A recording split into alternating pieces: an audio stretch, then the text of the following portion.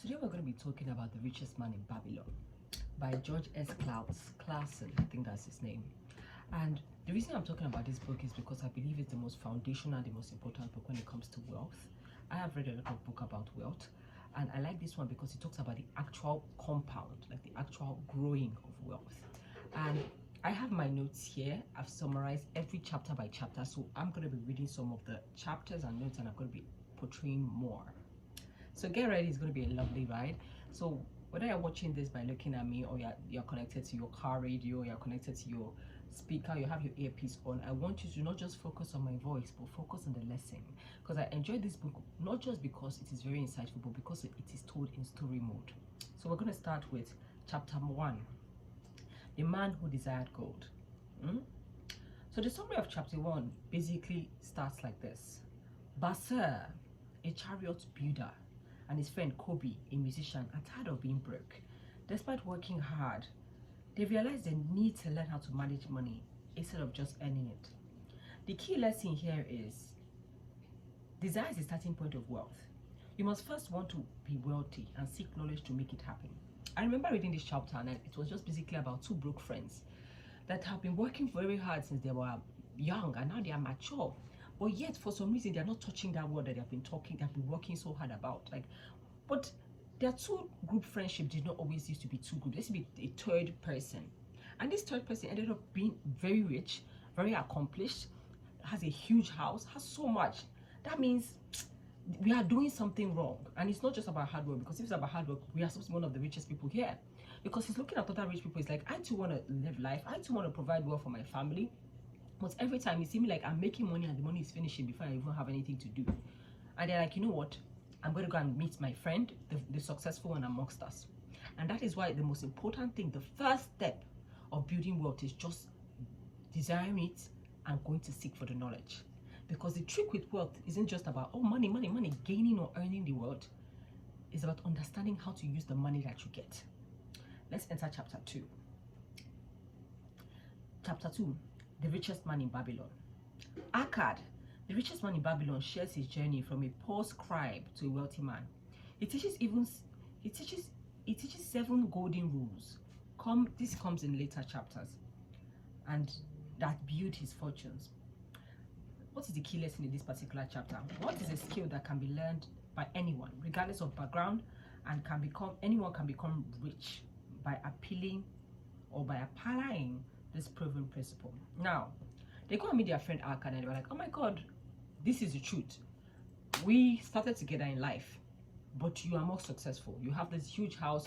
You can take care of your family. In fact, you can even grow somebody from rags to riches. How did you do it? I'm not asking for money, but I want you to tell me how to do it. And Akkad is like, you have been my friend, and I will be honest with you. My life has not been easy, but I have been able to grow wealth. And it was not just because I worked hard, but because I did some certain things, which I'm going to tell you what I did. And one thing I like about this book is that it's not just some rich man. Well, he is some rich man, but it wasn't just some hullabaloo. You know, when somebody's talking, this is how I became rich, and you're like, what does this even mean? Like, what's he even talking about?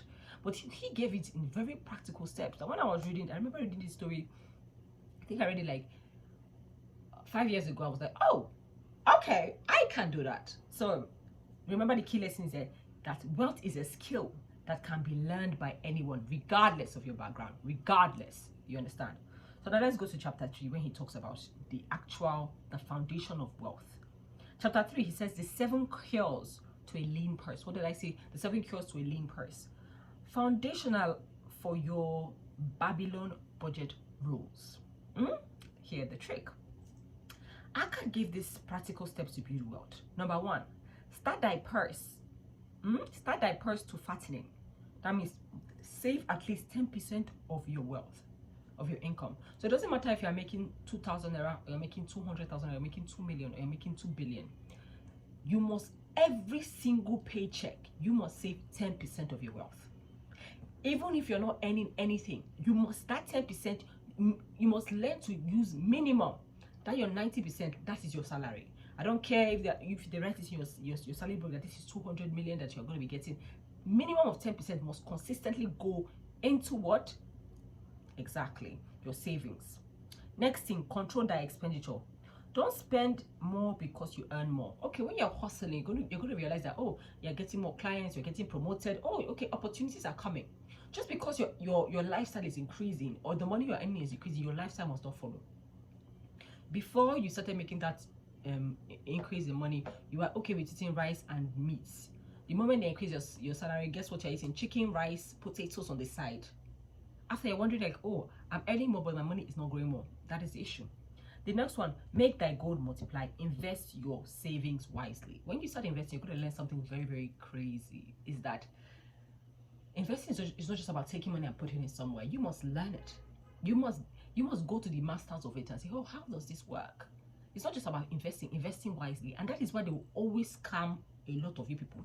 Because every day they're like, they're making money here. You don't know anything about the money. You don't know anything about the field. You just know that if I put my money here, everybody's putting their money here, it will grow. That is the mistake. Invest, not just invest, but invest wisely. Next thing, he talks about guide thy treasure from loss. Avoid risky investments. Every investment has a bit of risk, which is true. But you all know that there are some risks that are so a bit much. Let's give an example of a dating situation. You met this man. Let's say, for example, you're dating a man. This man, you met him inside a relationship. He toast you. He cheats on his girlfriend. He leaves his girlfriend for you. And now, you are surprised that he cheats on you. That is a risky investment. Versus, you meet somebody who is a very stable person, stable with the job, likes monotony, like being with one person naturally. Whether you are there or not, he has that natural want of pursuing something long term. So look at that when it comes to your treasures. You know, guard it. Anyway, he's going to explain this more in the later chapter. So let's not dwell too much there. Next one, make of thy dwelling a profitable investment. Own your home. Now, this is a very controversial statement nowadays because people believe that it's cheaper to rent, it's cheaper to own. But he, in this particular book, says, own your home. And I think it comes from the fact that at least, even if anything is going wrong with your life, everything is going to help. You will never struggle to have a roof over your head. Next thing, ensure a future income, plan for retirement and unexpected loss. See, I once had oh my god, I once had a consultation with a man, and this man, oh my god, I can't even talk about him. He is an investment god. By the time I was talking to him, he was in his 40s, but down since he was in his 20s, he was investing in his retirement. He has minimum of 3 to 4 educational funds and trust open for his daughter. He has one child. You must, how do I explain this thing?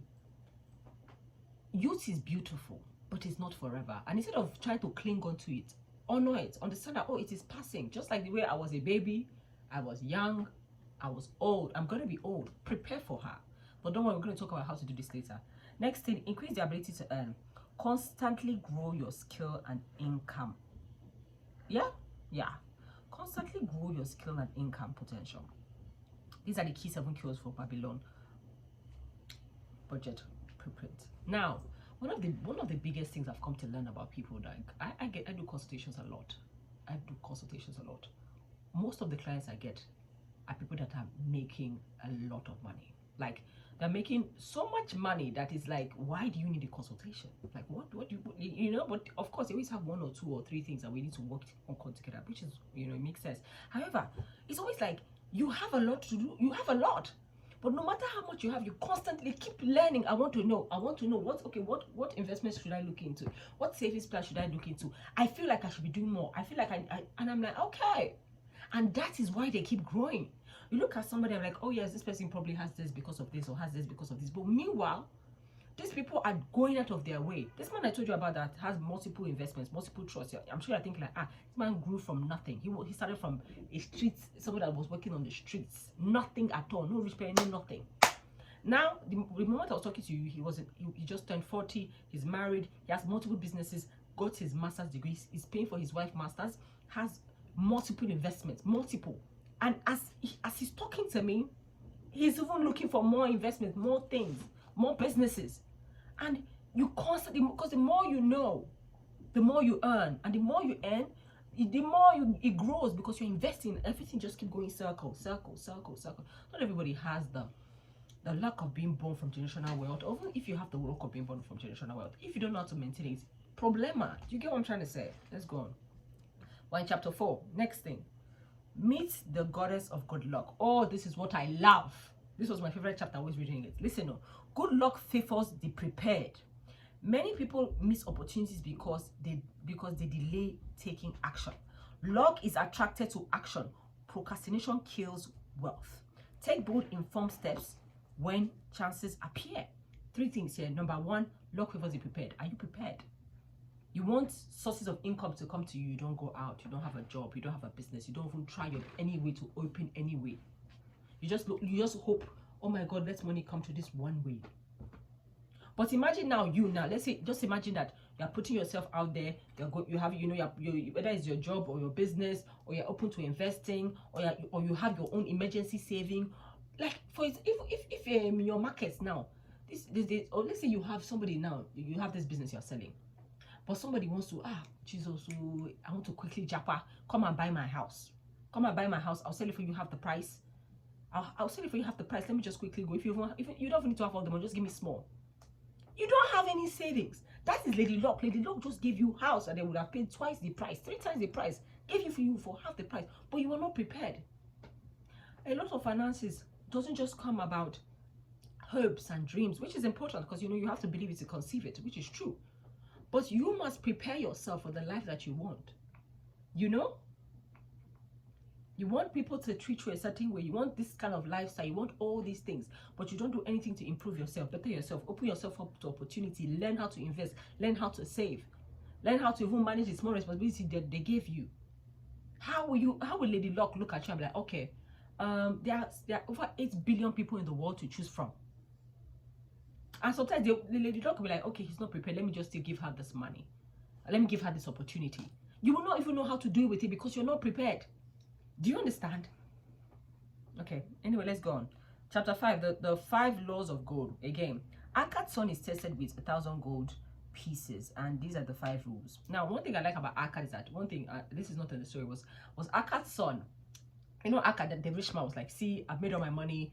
My son, go out and survive. I'm going to give you 1,000 golds. If you cannot go and make this money more, I'm not giving you any of this wealth. I'd rather give my wealth to the beggars than give you this wealth if you cannot go and make this 1,000 gold that I gave you more. And he kicked his son out with nothing but 1,000. Just like, I'm a multi-millionaire. I give this my child 1 millionaire and go out to the world. I don't care about your renting. I don't care about anything. Go and survive. Because if you can survive that and bring money, not just survival, increase the wealth, then you are worthy of inheritance. This guy does not only go, he goes and does his father proud. Now we're going to talk about his 5 laws, which his son worked on, which kind of, even as you're going through this whole world journey, don't forget you have to impart this knowledge to your kids. I don't mean you got to throw your child in the middle of the forest, but you kind of have to you have to train them. It's a skill. Next, these are the 5 goals. These are the 5 lessons from Akkad, son. God comes to those who save 10% of their earnings, which Akkad said before, which means it's really his father's son. Next thing, God works for the wise owner who invested. Investment. Invest wisely, not about investment. Imagine you just go and start food business. You don't know how to cook. You don't know what ingredients work. You don't have light. You don't know what to look out for. Invest wisely. You must understand. Next thing, God stays with a careful investor. Money stays to those who invest carefully. If anyone wants to be a risk taker, don't be a risk taker, the gambler, in the sense of all the money will just disappear. Gamble with sense. Invest with sense. Next thing, God slips away from the arrogant, the proud. If you go and check a lot of this, I've come to notice that a lot of this very, very rich people, even yourself, even you as a human, forget rich. Let's say you're in a situation of opportunities and money, you always notice you like to give somebody money that is informed.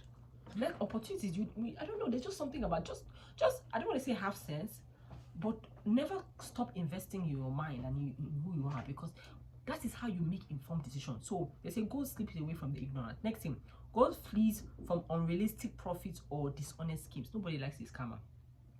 Sure, you can start out and make a lot of scamming, I don't know, no judgment. But one thing I like is that if you have unrealistic profits, like, oh, in my first month of business, what I want to do? I want to make 15 million and open 15 lands, which is not bad, you know. Yeah, dream home, go have your high goals, hope for the best, and you know all those many things. However, don't give yourself unnecessary pressure. Don't be unrealistic, because you're going to stress yourself. And not just that, it's gonna be, how do I say this, it's gonna be like, and if you not really put an unrealistic amount of profits to a product that the consumers does not feel is works for them, you're just going to be known as that person that is just like a thief. You know. So, and they also say dishonest schemes, let them not know you for thief, you know, like, you know. Yeah, because even when you're doing good, people will not be suspicious of you, and it's hard to trust a thief, you know. Long story short, but yeah, you get what I'm trying to say. But yes, the key lesson here is that money obeys laws. Master these and you master money. I've come to understand like money is a lot like a woman. You have to learn how to work with her, you know. Not because women are hard inherently, no, but it's different from operating with a man. Do you understand? It's different. There are some unspoken rules. There are some things that, oh, okay, you have to understand. You understand? Master them and you master wealth. Every money that every naira, every dollar, every euro, wherever you're watching me from, has to have a purpose. You understand? And that purpose is what, you know, determines a lot of things. Okay. Oh, God. Chapter 6, the gold lender of Babylon. Now we're going to talk about. Next, he said, Rodan received 50 gold pieces and 6 advice on lending. The story teaches the importance of choosing borrowers wisely. Don't lend to those that can't repay you or lack the experience in what they want to do with the money. See, and this is where people always talk about wealth. When you start making money in life, or if you're already making money, you're going to notice that you're going to start hearing a lot of touching story, especially if you are public about your financial status. You must learn how to differentiate who to give your money to, whether you're borrowing or giving, you know, because at the end of the day, not everybody will pay you back. And because of this, it brings a lot of relationships, a lot of friendships, and it just brings hate and resentment. When in reality, from the beginning, deep down, you know that that person cannot pay you back, but you are touched and swayed by a soft, sad story. And it's more or less about like boundary and like, I don't know, Joe, but my point is this. My point is this.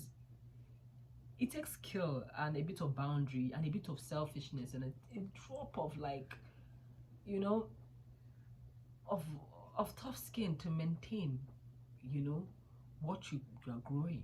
It doesn't matter if they dash you the money, says, oh, just take this money. If you don't hold that money or master it well, it will control you. And you know, it's always a sad story to watch. Next thing, we're in chapter 7. We're almost on one more chapter after this one. The walls of Babylon. Babylon's strong walls protected its invaders simply. Oh, sorry, my love. Babylon's strong walls protected it from invaders. Similarly, we must build financial walls, saving, insurance, backup plans to protect against life emergencies. What is the key lesson here? Protection is part of wealth.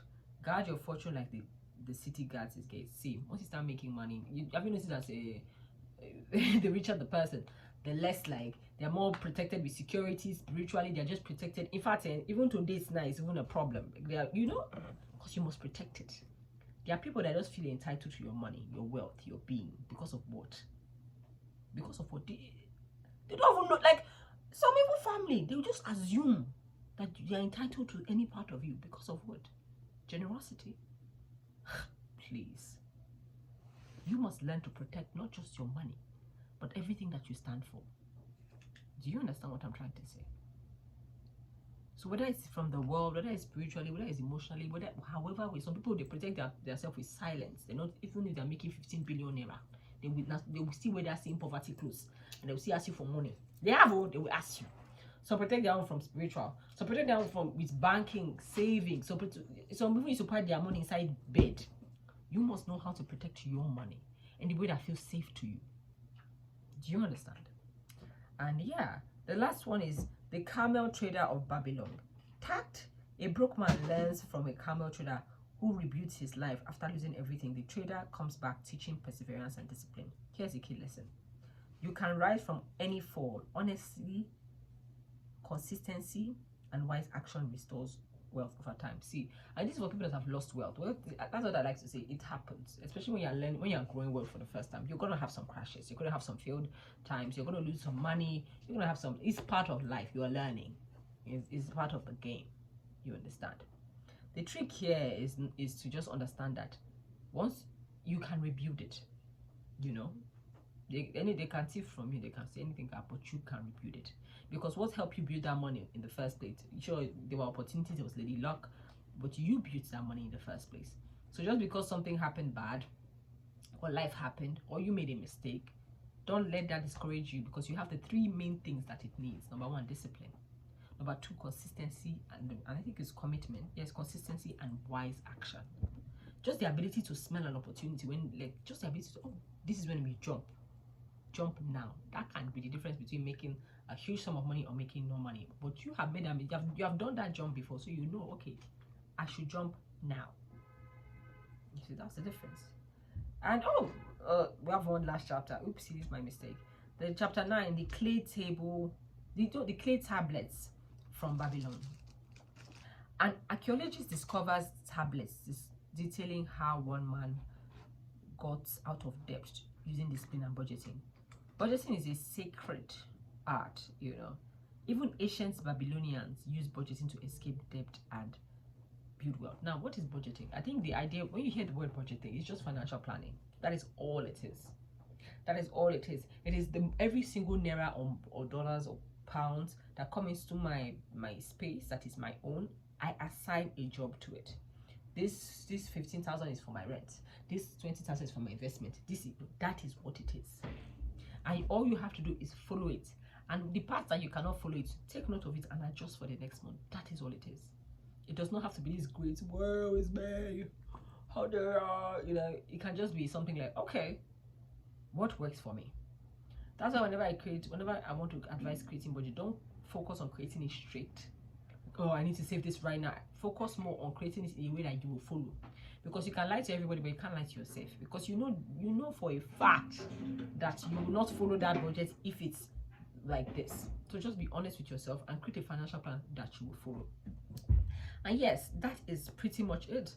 I hope that you were able to learn a lot from this book, and who knows, inspired to go and read the book. I think it's actually a really, really good read. And if you don't end up reading the book, I hope you at least learn the lessons from this. And I advise you to listen to this as many times as you can, so that you can. This book I'm telling you that I've read it minimum. I think I read it 3 times, and I'll still read it again. Because this is, like I said, it's a skill. It's like working out. You keep building and building and building and building and building and building, and you keep building for life. It doesn't stop, because it's wealth. It's like a muscle. You have to keep going, you know. So that's what, you know, I don't know. I don't think there's any any end game here. But just I don't know. Just do what you need to do. I think at the end of the day, and I hope this was helpful. Don't forget to like and subscribe, because yeah, I'm gonna be teaching more. Not teaching, but just reading books, because one lady suggested this, and I was like, you know what? Yes, I got you. Let's do this. But I was just like, I can't be doing it on like TikTok because it's too long, you know. But yeah, don't forget to subscribe, like, and tell me your comments. What did you learn? What did you learn? This is a very important thing. I'll be checking for it in the comment section, and it better be something that like adds value to your life. Bye. Mwah.